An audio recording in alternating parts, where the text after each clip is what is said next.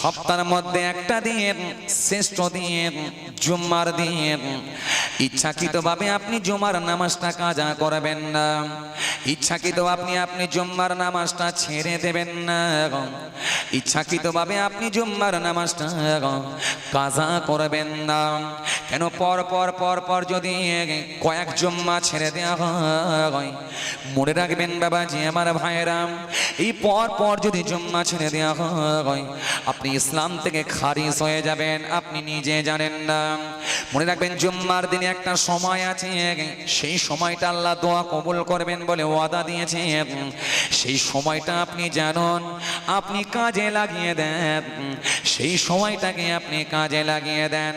শুধু তাই নয়, বিশ্বনবী আমার জানিয়েছে, হাদিস শরীফের মধ্যে এসেছে, ইমানদার বান্দা জুম্মার দিনে যখন সকাল সকাল গোসল করে, ইমানদার বান্দা যখন জুম্মার দিন সকাল সকাল গোসল করে, মসজিদের দিকে আস্তে আস্তে ওযু করে নিয়ে মসজিদের দিকে গমন করে, বেচা কেনা সব বন্ধ করে দুনিয়াদারি ভুলে যায়, ওই বান্দা যখন মসজিদের দিকে গমন করে, বিশ্বনবী জানিয়েছেন এই প্রতিটা পা ফেলার বিনিময়ে, প্রতিটা পা ফেলার বিনিময়ে, প্রতিটা পায়ের কদম রাখার বিনিময়ে, প্রতিটা পা ফেলার বিনিময়েতে আমার আল্লাহ পাক এক বছরের জন্য নফল নামাজ, এক বছরের নফল রোজা, প্রত্যেকটা গমনাগমনের পথে প্রতিটা পা ফলার বিনিময়ে আল্লাহ তার নামাজ আমলে নেকির খাতায় নেকি লিখে দেয়।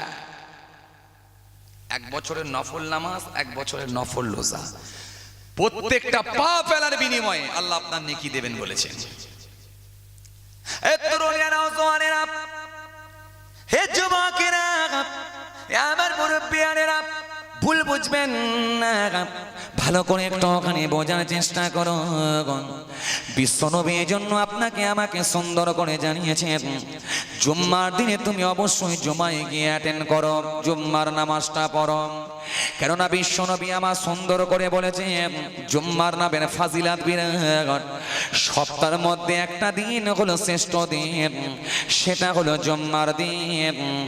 বছরের মধ্যে একটা মাস হলো শ্রেষ্ঠ মাস, সেটা হলো রমজান মাস। হে তরুণিয়া নওজওয়ানেরা, হে যুবকেরা, হে আমার মুরব্বিয়ানেরা, শুনে খেলেন না। বিশ্বনবী আপনাকে সুন্দর করে জানিয়ে দিয়েছেন, এই জুম্মার দিনে যখন তুমি যাবে মনে রেখে দিও, জুম্মার দিনে একটা সময় আছে আল্লাহ তোমার জবানের দোয়াকে কবুল করে নেবেন বলে ওয়াদা দিয়েছেন। এ তরুণিয়া নওজওয়ানেরা, এ যুবকেরা, আমার মুরব্বিয়ানেরা, ভুল বুঝবেন না, ভালো করে একটু ওখানে বোঝার চেষ্টা করে। জুম্মার দিনে আপনার না আল্লাহ পাক একটা সময় আপনারা মনে রাখবেন জবানের দোয়াকে কবুল করবেন বলে ওয়াদা দিয়েছেন। কোন সময়টা জানেন, কোন টাইমটা জানেন? হাদিস শরীফের মধ্যে এসেছে, অনেক ব্যাখ্যাকারীরা বলেছেন জুম্মার নামাজ যখন শুরু হয়, ইমাম সাহেব যখন মসজিদে খুতবা দিতে শুরু করে, এই খুতবা দিতে শুরু করে, এই খুতবা থেকে নিয়ে জুম্মার নামাজের শেষ পর্যন্ত এই টাইমটা আমার আল্লাহ পাক তার কোনো না কোনো সময়, আল্লাহ এই টাইমের ভেতরে কোনো না কোনো সময় তার জবানে দোয়াকে কবুল করবেন। আবার অনেক ব্যাখ্যাকারীরা বলেছেন না না না না, বেশিরভাগ ব্যাখ্যাকারীরা বলেছেন, বেশিরভাগ ফকিগণের মতে বলেছেন আসরের নামাজ থেকে নিয়ে, আসরের নামাজের পর থেকে নিয়ে, আসরের নামাজ থেকে নিয়ে দিনের শেষ সময়ে মাগরিবের আগে, এই সময়টা যদি আল্লাহ দরবারে দোয়া চাওয়া হয়, আল্লাহ বান্দা বান্দির জবানে দোয়া কি কবুল করে নেবেন বলেছে। কাজে লাগান, এগুলোকে একটু কাজে লাগাবার চেষ্টা করুন, ধরে নেন, কাজে লাগান, ইনশাল্লাহ কাজ আসবে, উপকারে আসবে। আমরা এতদিন অবহেলা করেছি, আর অবহেলা করেননি, জুম্মার নামাজটা পড়ুন। কথা বুঝছেন? হে তরুণিয়া নওজওয়ানেরা, হে যুবকেরা, আমার মুরব্বিয়ানেরা, ভুল বুঝবেন না, ভালো করে একটু ওখানে বোঝার চেষ্টা করে। রাসূলুল্লাহর কন্যা হযরতে আম্মাজান ফাতেমা রাদিয়াল্লাহু তাআলা আনহা, আম্মাজান যখন বাড়িতে থাকতেন ছোট্ট একটা খাদেম ছিল। আম্মাজান খাদেমকে বলতেন, বাবা ছেলে জুম্মার দিনে যখন খুতবা দেওয়া হয় ওই সময়টা আমাকে একটু জানিয়ে দিও। যখন মসজিদে খুতবা দেওয়া হয় আম্মাজানকে জানিয়ে দেওয়া হতো। আম্মাজান ফাতেমা রাদিয়াল্লাহু তাআলা আনহা দুনিয়াদারি কাজ কর্মগুলো ভুলে যেতেন। ছেলে মেয়ে আছে, ছেলে কাজকর্ম, খাওয়া দাওয়া, ঝাড়ু দেওয়া, থালা বাসন ইত্যাদি ইত্যাদি সাংসারিক কাজগুলো ভুলে গিয়ে আম্মাজান ওই সময় থেকে নিয়ে খুতবা থেকে নিয়ে সুন্নত পর্যন্ত পুরো টাইমটা দরুদ শরীফ পড়ে জিকির করে আল্লাহকে রাজি করে কাটিয়ে দিতে। বুঝতে পারছেন? এই জুম্মার নামাজের দিনে যেদিনে দরুদ শরীফ পড়বেন ওই দরুদটা রাসূলুল্লাহ বলেছেন তোমরা বেশি বেশি করে দরুদ শরীফ পড়ো। কেন? ওই দরুদটা, দরুদের নাজরানাটা আমার আল্লাহ ফারেস্তার মাধ্যমে আমি রাসূলুল্লাহ আমার কাছে পৌঁছে দেন। জোরে হয় না? খুশি মনে হয় না? সাহাবাদেরকে বললেন, সাহাবারা জুম্মার দিনে তোমরা বেশি বেশি করে দরুদ শরীফ পড়বে, দরুদের নাজরানাটা আমার কাছে আমার আল্লাহ পৌঁছে দেবেন বলেছেন। সাহাবা হুজুররা বলে, হুজুর আপনি ইন্তেকাল হয়ে যাওয়ার পরেও কি আপনার কাছে যাবে? হুজুর বলে, হ্যাঁ আমি ইন্তেকাল হয়ে যাওয়ার পরেও, কবরে যাওয়ার পরেও আমার কাছে খবর আসবে। আমি রাসূলুল্লাহ হায়াতুন নবী, জিন্দা নবী। বলে, হুজুর আপনি যখন ইন্তেকাল হয়ে যাবেন, কবরে চলে যাবেন, আপনাকে পোকা মাকড় ইত্যাদি ইত্যাদি সব খেয়ে নেবেন? না, খেতে পারবে না। ইন্নাল্লাহ হারামা আলাল আরদি আন তাকুলা আজসাদাল আম্বিয়া।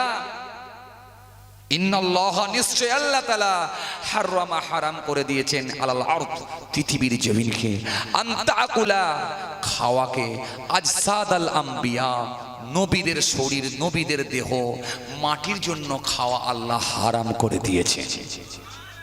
শুধু আমি একা নয়, যত নবী রাসূল আল্লাহ ডাকে সাড়া দেবে, কবরে চলে যাবে, প্রত্যেকের লাশকে পোকা, মাটি, পোকার কোনো, মাটির কোনো নিচের কোনো প্রাণীর কারোর ক্ষমতা হবে না নবীদের লাশের ওপরে স্পর্শ করতে পারে। আর আমি হলাম হায়াতুন নবী, জিন্দা নবী, ইমামুল আম্বিয়া, নবীদের লিডার, নবীদের সর্দার। আমার লাশকে তো আল্লাহ টাটকা রেখেই দেবেন, কিয়ামত পর্যন্ত থাকবে। জোরে হবে না? এই জন্য বেশি বেশি করে দরুদ শরীফ পড়ার কথা বলা হয়েছে। জুম্মার দিনে আপনি বেশি বেশি করে দরুদ শরীফ পড়ুন। আসরের নামাজ পর থেকে নিয়ে সন্ধ্যা পর্যন্ত আপনি দরুদ শরীফ পড়েন।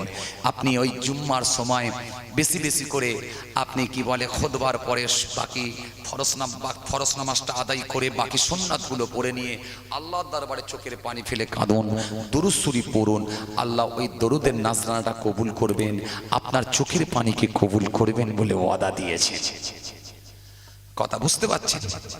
ভাইরা আমার, দোস্তরা আমার, বাবাজিরা আমার, আর মসজিদে যাবেন এশা বাদে, এশার নামাজের পরে কিংবা মাগরিবের নামাজের পরে দোয়া ইউনুস পড়বেন। দোয়া ইউনুস কম পক্ষে 41 বার করে। কবার? 41 বার। বর্তমান সময় খুব কঠিন সময়, খুব বিপদের সম্মুখীন আমরা। এই জন্য মনে রাখবেন দোয়া ইউনুসটা চালান। দোয়া ইউনুস পড়েছিলেন কে? ভাইরা আমার, দোস্তরা আমার, ইউনুস নবীকে মাছের পেট থেকে আল্লাহ হেফাজত করেছিলেন। চলে হবে না? খুশি মনে হয় না? আর সেই ঠাট্টা মজাক, আর সেই তাসের খাতায়, আর সেই মদের খাতায়, আর সেই লটারির টিকিট কারখানায় নাম লিখিয়ে রাখার সময় নয়। ফিরে আসুন, বিড়ি টিড়ি ছাড়ুন, মদ জুয়া ছাড়ুন, টেনে কান মুলুন, পবিত্র হন, চোখের পানি ফেলে মসজিদে চলুন, দোয়া ইউনুসটা বেশি বেশি করে পড়ুন। আল্লাহ আপনার জবরের দোয়াকে কবুল করবেন বলে ওয়াদা দিয়েছেন। ইনশাআল্লাহ বিপদ আসে, মুসিবত আসে, কিন্তু সাহায্য আমার আল্লাহই করবেন বলে ওয়াদা দিয়েছেন। ও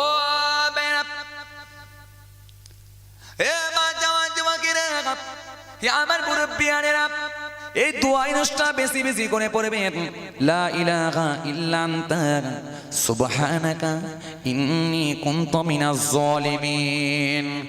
দোয়া ইনস্টা আপনি বেশি বেশি করে পড়বেন, চোখের পানি ফিরে আল্লাহর দরবারে বলবেন, সব সমস্যার সমাধান করে দেবেন আমার রব্বুল আলামিন আল্লাহ পাক।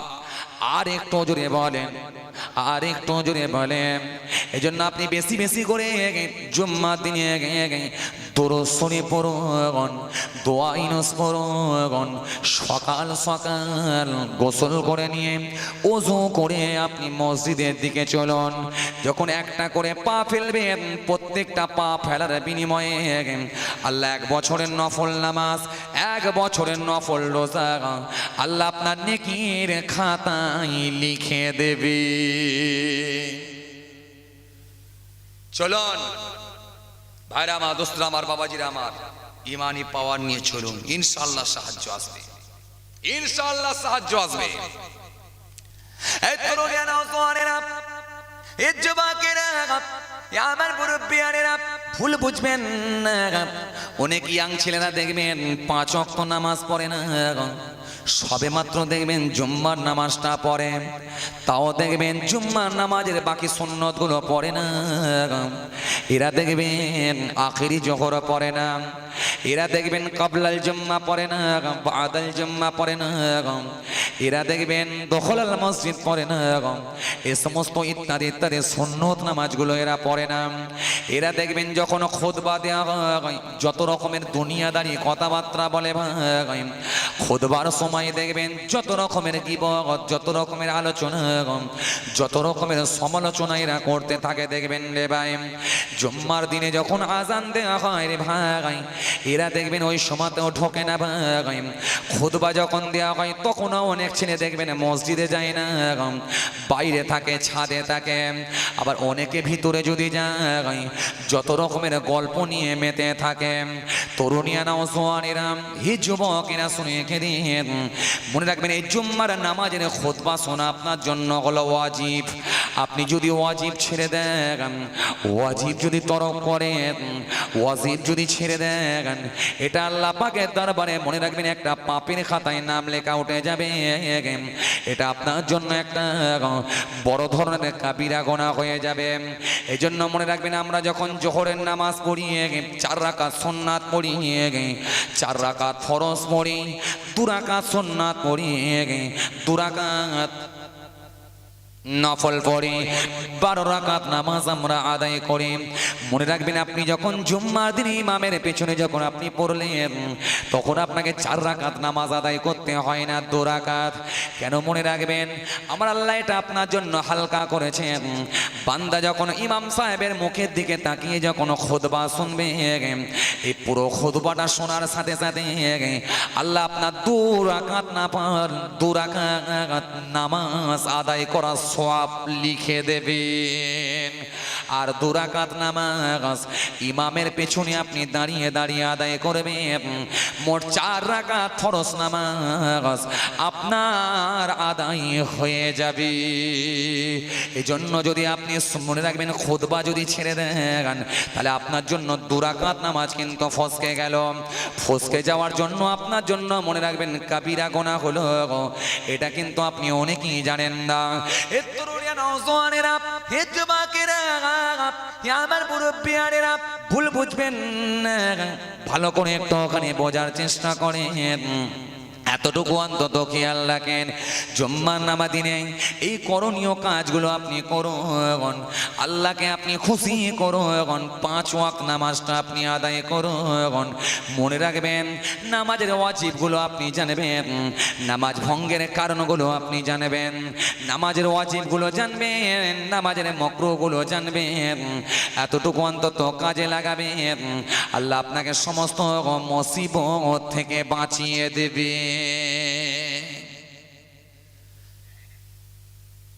মনে রাখবেন, নামাজ ভঙ্গের যে কারণ আছে তার মধ্যে একটা হচ্ছে অর্থের পরিবর্তন। এই অর্থের পরিবর্তন ঘটলে মনে রাখবেন নামাজ ভঙ্গ হয়ে যায়। অনেকে দেখবেন বুড়ো বয়সে, দেখবেন বুড়ো বয়সে, বৃদ্ধ বয়সে দেখবেন নামাজ পড়ে। ইয়াং বয়স যখন ছিল তখন কেরাত মুখস্থ করেনি, সূরা ফাতিহা ইত্যাদি ইত্যাদি সূরাগুলোকে মুখস্থ করেনি, বৃদ্ধ বয়সে মুখস্থ করে। এই বৃদ্ধ বয়সে মুখস্থ করার জন্য মনে রাখবেন বাবাজি আমার ভাইরা, এই বৃদ্ধ বয়সে মুখস্থ করার জন্য দেখবেন অনেক অর্থের পরিবর্তন, কেরাতে উচ্চারণের অনেক তফাৎ হয়ে যায়। এমন দেখবেন বাবাজি আমার ভাইরা, অনেকে দেখবেন যে সূরা ইখলাসটা বেশি করে মুখস্থ করে, সূরা কাউসারটা দেখবেন মুখস্থ করে। এগুলো ছোট ছোট সূরা বলে, এই ছোট ছোট সূরা বলে এগুলো দেখবেন বেশি মুখস্থ করে। মনে রাখবেন এই সূরা কাউসার পড়েন, সূরা ইখলাস পড়েন, এতে কোনো সমস্যা নাই, কিন্তু মনে রাখতে হবে আপনার উচ্চারণের যেন কোনো ত্রুটি না হয় এবং অর্থের যাতে পরিবর্তন না হয়। অনেকে দেখবেন উচ্চারণ করার জায়গায় গন্ডগোল করে। কি করে? মনে রাখবেন এই যে উল, উল বলা হয়েছে কাফ, বড় কাফ লাম, বড় কাফ লাম, উল আকালা থেকে এসছে। কুল মানে হচ্ছে খাও, খাও, খাও, আকালা থেকে এসছে। আর আপনি উল, উল মানে হচ্ছে বলো, বলো। হু আল্লাহু আহাদ, সে আল্লাহ হলেন এক এবং একক। আর আপনি পড়ছেন বুড়ো বয়সে মুখস্থ করেছেন কি? কুল, কুলু আল্লাহু আহাদ। এই ছোট কাপ লাম পড়লেন, ছোট কাপ লাম, কুল, কুলু আল্লাহু আহাদ। এই কুল আকালা থেকে এলো, কুল মানে হচ্ছে খাও, আর ওখানে বড় কাপ লাম উল, উল মানে হচ্ছে বলো। তাহলে বলো আর খাও দুটো পুরো আসমান জমিন ফারাক হয়ে গেল, আপনি বুঝতেই পারলেন না। মনে রাখবেন আপনার নামাজটাই হলো না। এজন্য আপনাকে সহিভাবে নামাজ আদায় করতে হবে, নামাজের পদ্ধতি সিস্টেম আপনাকে জানতে হবে। আল্লাহু আহাদ, সে আল্লাহ হলেন এক এবং একক। আল্লাহুস সামাদ, তিনি বেনিয়াজ, কারো মুতাফেক্কি নন। লাম ইয়ালিদ, তিনি কাউকে জন্ম দেননি। ওয়া লাম ইউলাদ, তিনি কারো জন্মিত নন। ওয়া লাম ইয়াকুল্লাহু কুফুয়ান আহাদ, আকাশ জমিনে আল্লাহর সমকক্ষ আর কিছুই নাই। বুঝছেন? এইভাবে সহি করে আপনাকে পড়তে হবে। আলহামদুলিল্লাহি রাব্বিল আলামিন, আর রহমানির রহিম, মালিক ইয়াউমিদ্দিন, ইয়্যাকা না'বুদু ওয়া ইয়্যাকা নাস্তাঈন, ইহদিনাস সিরাতাল মুস্তাকিম, সিরাতাল লাযীনা আন'আমতা আলাইহিম গায়রিল মাগদুবি আলাইহিম ওয়ালাদ-দাল্লিন। সহিভাবে আদায় করতে হবে, কমপক্ষে যতটা পারা যায় চেষ্টা করতে হবে। কেন? এই অর্থের যদি পরিবর্তন ঘটে, জাবারের জায়গায় জের, জেরের জায়গায় পেশ, পেশের জায়গায় জাবার যদি লাগানো হয়ে যায়, অর্থের পরিবর্তন ঘটলে হতে পারে আপনার নামাজটা হবে না। এগুলো নামাজ ভঙ্গের কারণ। অর্থের যদি পরিবর্তন ঘটে নামাজ হবে না। নামাজের ভেতরে ইচ্ছাকৃতভাবে যদি উহা করে শব্দ দেওয়া হয় নামাজ হবে না। নামাজের ভেতরে যদি কেউ বেহুশ হয়ে যায় নামাজ হবে না। নামাজের ভেতরে যদি কেউ, মনে রাখবেন, ইমামের আগে রুকু করে সিজদা করে নামাজ হবে না। নামাজের ভেতরে মনে রাখবেন যদি কেউ বেহুশ হয়ে যায় নামাজ হবে না। নামাজের ভেতরে যোগবেন, মনে রাখবেন বাবাজি আমার ভাইরা, ইচ্ছাকৃতভাবে যদি কিছু খাওয়া হয় নামাজ হবে না। এই মনে রাখবেন নামাজের ভেতরে যদি কোনো ওয়াজিব ছেড়ে যায় নামাজ হবে না। এই নামাজ ভঙ্গের কারণগুলো আপনাকে অবশ্যই অবশ্যই জানতে হবে। নামাজ ভঙ্গের কারণ আপনাকে জানতে হবে। মনে রাখবেন নামাজের মকরুর কারণগুলো, মকরু কোন কোন কারণে মকরু হয় সেগুলো আপনাকে জানতে হবে। মনে রাখবেন আপনি যখন নামাজের মুসাল্লা বেচালেন, মুসাল্লার ওপরে আপনাকে পা দিতে হবে, কিংবা কোনো পবিত্র কাপড় যদি আপনি বিছিয়ে নামাজ পড়েন, যে জায়গা পাক, যে শর্তের কথা বলা হয়েছে, কাপড় পাকের কথা বলা হয়েছে, আপনি যে কাপড় বেচালেন, জায়গা বেচালেন, এর ওপরে আপনাকে পা দিতে হবে। সিজদার জায়গাটা যদি আপনাকে মাটির ওপরে পড়ে তাতেও কোনো অসুবিধা নাই, কিন্তু মনে রাখবেন সিজদার জায়গায় কাপড় বিছিয়ে নোংরা জায়গায় যদি নামাজ পড়া হয় নামাজটা আপনারা হবে না। তরুণিয়া নাও জোয়ানেরা অনেক ক্ষেত্রে দেখবেন এগুলো জানে না, এরা দেখবেন সিজদার জায়গাটাই ঠিক রাখে যাতে কপালে ধুলো না লাগে, নাকে ধুলো না লাগে, কিন্তু যেখানে পা দিচ্ছে সেখানটা পবিত্র কাপড় না, এই জন্য ছেড়ে দিচ্ছে। এই জন্য মনে রাখবেন, যেখানটা আপনি পা দেবেন সেই জায়গাটাই আপনাকে পাক হতে হবে, ওই কাপড়টা পাক হতে হবে, ওই জায়গাটা পাক হতে হবে।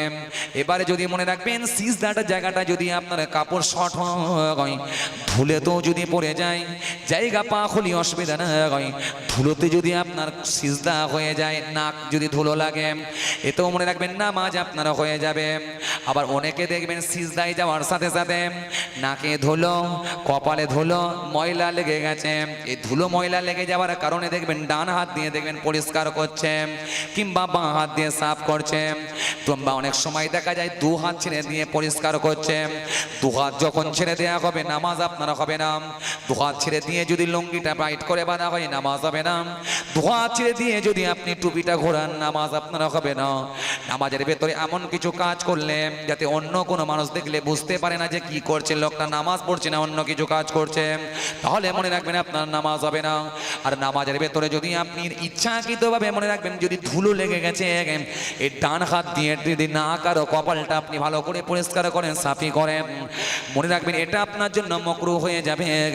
কিন্তু সেই মুহূর্তে আপনি ইচ্ছাকৃতভাবে আপনার নাক কপালটা আপনি ধুলো ঝাড়তে পারবেন না। এই জন্য বাবাজি আমার ভাইরা মনে রাখবেন, অনেকে দেখবেন নামাজ পড়তে পড়তে অবহেলা করে নামাজ পড়ে, দেখবেন কোমরে ব্যথা আছে, অথচ শরীরে দেখবেন হয়তো ঘুম থেকে উঠেছে, শরীরে দেখবেন একটা আলিশি ভাঙছে।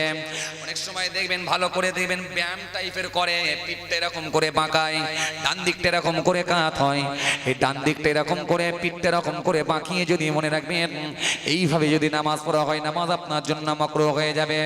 শুধু তাই নয়, যদি আপনি নামাজ পড়তে পড়তে মনে রাখবেন যদি আপনি দাড়ি নিয়ে টুপি নিয়ে অনেক সময় যদি খেলা করা হয়, দাড়িকে নিয়ে খেলাল করা হচ্ছে, টুপিকে নিয়ে ভালো করে মনে রাখবেন ভালো করে টুপিটাকে ভালো করে টাইট করে পড়ছে, যদি এরকম করা হয় নামাজটা আপনারা হবে না।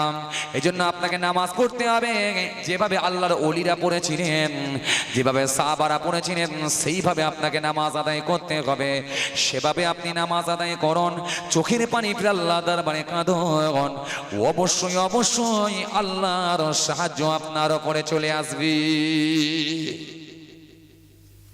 ভাইরা আমার, দোস্তরা আমার, বাবাজিরা আমার, একটুকু ছোট্ট করে টাচ দিলাম, আপনারা সব জানেন আল্লাহ করে, তবুও বাবাজি আমার ভাইরা মনে পড়লো বলে একটুখানি বললাম। এর সাথে সাথে ইন তাজতানিবু কাবাইরা মা তুনহাউনা আনহু নুকাফির আনকুম সাইয়্যাতিকুম ওয়া নুদখিলুকুম মুদখালান কারীমা। বড় গুনাহগুলো থেকে আপনি বাঁচুন, ছোট গুনাহগুলো মাফ করে দেবেন বলেছে আল্লাহ। আপনি যদি বড় গুনাহগুলো থেকে বাঁচতে পারেন, ছোট গুনাহগুলো ক্ষমা করে দেবেন কে? আল্লাহ বলেছেন আমি ক্ষমা করে দেব। ছোট গুনাহ আল্লাহ আপনার ক্ষমা করে দেবে, ছোট গুনাহগুলো মাফ হয়ে যাবে।